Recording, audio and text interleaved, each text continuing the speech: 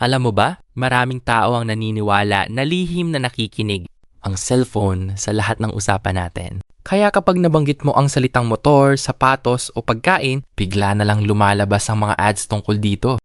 Pero totoo nga ba na nakikinig ang cellphone mo? Halimbawa, kausap mo ang kaibigan mo tungkol sa bagong motor. Wala ka namang sinearch pero pag open mo ng Facebook o YouTube, puro motor na ang nakikita mong ads. Dahil dito, iniisip ng marami na siguradong nakikinig ang cellphone sa kanilang usapan. Ang nakakagulat, karamihan ng kaso, hindi kailangan makinig ng cellphone para malaman ang mga interes mo. Kinokolekta ng mga app ang iba't ibang impormasyon tulad ng mga website na binisita mo, mga video na pinanood mo, mga post na nilike mo, at maging ang mga bagay na hinanap ng mga taong madalas mong kausap online.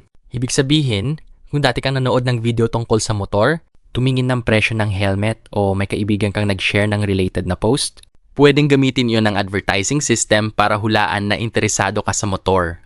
Kaya parang alam nito ang iniisip mo kahit hindi naman ito narinig ang usapan ninyo. Kaya sa susunod na may lumabas na ad na kakabanggit mo lang, tandaan mo, minsan hindi nakikinig ang cellphone mo. Mas malamang na napakarami lang nitong alam tungkol sa online activity mo.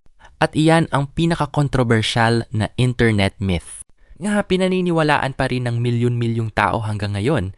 At kung gusto mo pa ng ganitong mga content, i-follow mo na ako!